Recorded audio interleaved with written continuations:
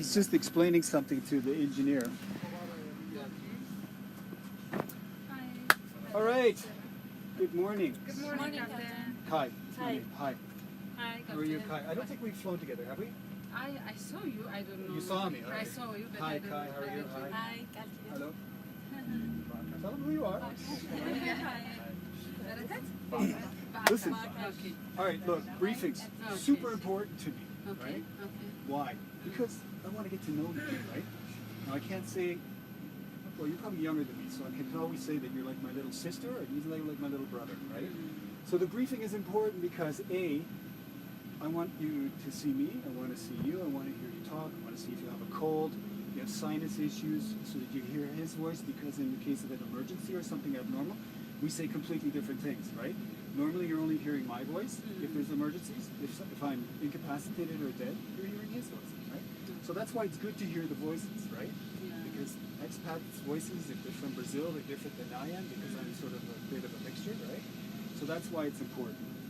Okay, so first of all, sorry if you had any people that passed away on 302, right? I was in Benin when it happened. I found out about it about an hour and a half after it happened. I called the crew right away. So very sorry about that. The accident report should probably come out in the very next few days. I think for the company, it's going to be a disaster.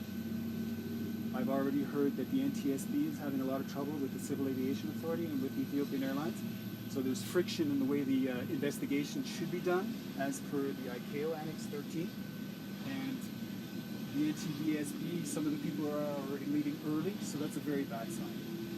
So coming back to the airliner, you've been here, who's been here for less than a year?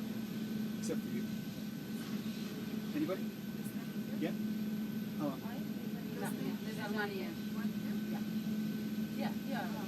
Oh. So listen, the reason why I'm asking that question is because it comes to something where I'm going to ask you, in 2018, did you see the airline stay the same?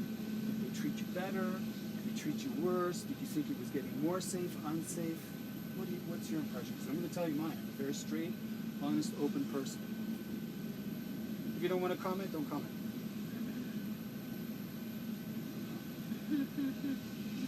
So listen, this is the problem. Listen, people, it's your life that's in this airplane together with me, right? And if you think that the airline is not getting better, which is my impression is it's the most unsafest airline I've worked for, and I've worked for 16 airlines. It's the most unsafest airline I've worked at. I have written hundreds of captain's reports, flight safety reports. I predicted the crash in December that we had on the 10th. All right? I wrote all about it. I said, if you don't do something different, if you don't advise the pilots, you're going to have a crash. I described the crash exactly, except I said the plane would crash over there and not over there. And I said at night. All right? And I didn't say it was the MAX. All right? So what I'm getting at is this airline frustrates me. Even today, this airplane came out of the hangar. So that's like being babysat. All the checks should have been done and everything. I showed him something to check. A critical part of the airplane was loose. Like, it's mind-blowing. I've reported it 15, 20 times. I've lost count. I have never in my career on any airplane I've flown, 747, whatever, A310, A300, I've never seen this problem. And this airline, it's happening constantly. So it tells me that maintenance is sloppy.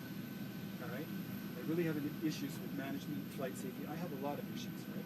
So now, today, when we're working together, all those issues don't exist because now we're working together as a team, right? And that means that we all have to communicate. We all have to share information. Nobody has bad ideas. Nobody has bad observations. Everybody contributes to this flight to be safe, right? So that means it starts off with what we do with our pre-flight. You're looking at your pre-flight. So now everything's a mess because they changed the aircraft. Catering hasn't come yet. Where is catering, right? Oh, he's there. He's just come now, right? So what time is the catering coming? You know what I mean? So it's just all now rush, confusion, push, and everything, right? So boarding. Passengers, what do they give you for the load? The load? $5.99. All right, $5.99. All right, so let me tell you about the flight. So today for the 29th of March, okay? It's showing here 3 hours and 30 minutes. Okay, and it is, let's see what they're going to take us up to. Something like 37,000 feet. This airplane is one of the oldest airplanes we have. This airplane is very close to being retired. Okay, so what does that mean with old airplanes? Seats are ugly, carpet is dirty, passengers are like, huh, what's this? Can't compare it to a MAX. But what it means is if there's any kind of issues with the doors, like seals or something, this plane will depressurize so fast, right? So anything happens with our air conditioning, there's issues, like we are going down, right? So any weird noises, any passenger comes on board, acts strange, looks like they're ill, right? You let me know. Because this is 3 hours and 30 minutes of flying over nothing, right? There's a little bit of Kenya, there's Somalia, and it's all ocean, right? So if we can't even go to Mogadishu officially if we have a real emergency. So I want them to clarify that. So during the flight, 3 hours and 30 minutes, there's no defibrillator on this aircraft, right? And I guarantee you, if I dropped on the floor now, none of you could really do CPR because it's just theory, right? Doing CPR, doing the breathing and all that is totally different than what your yellow book says, right? So that's why we have to make sure that we screen the passengers. And if you're not sure what's up, tell me. I come out, I go, excuse me, how are you feeling? What's your problem? Can I see your certificate, right? I get into it. If a passenger gives you a hard time, if a passenger argues with you, if a passenger assaults you, if they're rude to you and we're on the ground, or even if we're taxiing, and if it's bad enough, I'll stop. Because nobody treats you other than the way you should be treated, right? Because you're here, number one, for flight safety, not for champagne and coffee, right? So remember that. Any problems, talk, right? Same with us. We'll communicate to you if we think anything, if we see an issue happening. I'll tell you, I'll give you advance notice. I'll say, hey, you know what, in 5-10 minutes we may be diverting. So I'm going to let you know, where's your service? Turbulence will let you know, okay? All right? So we're going to go down. The weather looks nice. Doesn't look like there's any turbulence. We'll release you, do your service. Once the catering is there, I'll grab all my drinks. You, are you hungry? Do you need to be fed sooner or later? Later is good. Say, feed me later too. All right? Coffee, tea drinker? How? All right, so you can give them that. I don't touch the water on these airplanes. All right, I'll just get my own drinks. Okay, so there's that problem. Okay, this airplane has a really poorly located camera, so we will use the word pillow. Okay, so all you do is ring, pillow will open the door. Okay, I don't think there's an engineer on board. There shouldn't be a T4 either. So it's just you, 5, dealing with the problems in the back. And if it gets serious, I come back. Last month I had a cabin crew who was borderline. And what I think she had was a ruptured cyst in her ovary. So I had to come out of the cockpit. I had to, with an ophthalmologist, eye doctor, open the doctor's kit. He didn't even know how to check her blood pressure. I had to do it. So I'm there in the front galley with a brand new first officer heading towards Asmara, right? And the big problem for her is I could see her in her eyes because she was in and out of consciousness. Because what did she have? She had hypotension, which is hypotension. Stress. No, come on. Huh? Blood pressure? Yeah, but what kind? There's 3 ways blood pressure can be. It can be normal, it can be too high, or it can be too low. Too low. Hyper and hypo. Too low. Too low. Yay! All right, you passed flight safety, or no, first aid. Sorry. Yeah. So she had very, very low blood pressure. So that's why she couldn't stay standing. Because what happened is I was told she wasn't feeling well. 3 minutes later, I'm looking at the front camera because we watch the cabin crew TV on the lower monitor, and I see her come in and she collapses on the floor, and I'm like, holy crap, what's going on here, right? Cabin crew don't collapse on the floor, right? Unless we're at the disco drinking too much Johnny Walker, but we weren't. So I came out, I said, what's wrong, this, that? So I told the first officer, just get ready, we might be going back. So we slowed down and everything. And we called the doctor. And the doctor, he was very nice, but he just was out of his element. So anyways, blood pressure, we did all the things, we checked.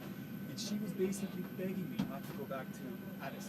Because you're also afraid of getting terminated, right? And I'm like, listen, you know what? Okay, so we had her lying there.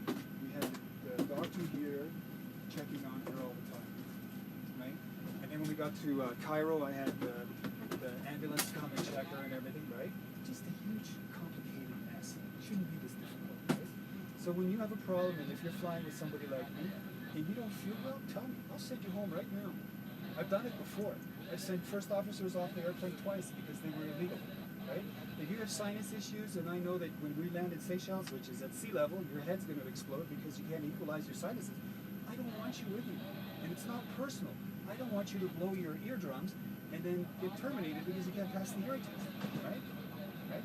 So when I did it once, I was sent to the doctor to explain what my decision was, and then she went, "Yeah, you're right. You're right. I shouldn't have let her be fit for fly that morning." Okay? All right? So when we get there, we go to the lounge. There will be an engineer there. He'll close it up, go to the lounge, we'll do a cappuccino and all that stuff, and come back. All right? So that's another flight. So again, for this flight, once the catering is done, fueling is finished, the aircraft is fine, look in the cabin log, tell me. As far as I'm concerned, the most important thing in the cabin log, anything electrical problem or toilets. Because it's a 3-hour and 30-minute flight. You know, if 2 toilets aren't working, you don't want to have people peeing in cups, right? All right? Right? And electrical is always a fire issue, right? Okay? So, one more thing, if anything happens during the flight, argument, something weird is going on, some weird sound, take your camera out, video clip it. If there's a weird sound by the door, video clip it. If a passenger is doing whatever, video clip it. Send it to the cockpit, because then those people have the most accurate information to make a decision, right? And then later on, when you're sitting there in front of Captain Gedlu, and he's like, "Well, what did you say? What did you do? What did you do?" You're like, "Well, I said this, this, and this. I took a video clip and I sent it to them." Well, it's just almost as good as me being there, right? And if I'm not sure what you filmed, I say, "Do me a favor, film it from this side," or whatever, right? So that's how it works. That's the best way for us to have a good, safe flight. Passengers are happy and everything. Okay? Okay. That's all. Any questions? Any problems? Right? More vacation? More pay? Right? I know, but I can't help you there. All right. Thanks for your time. Thank you, sir. All right. We'll see you shortly. Yeah. Your good name is Captain? It's Kai. It's like sky with no S. Hi. And the good name is all relative. If you ask Captain Johannes, it's not a good name. You tighten it? Yeah. Okay, but it should, hi. But that should never be loose. Never, never, ever. And especially coming from the hangar. Bad, bad, bad. Hi, how are Hi, you? how are you? What are you doing, Sava? No. Standard. What? Standard. From the standard. Standard development, which means what? The appearance, the catering. Oh, okay. Station. So they changed the aircraft. So obviously confusion, catering, cabling. Yeah. And they didn't load at the bank as well. So room for improvement.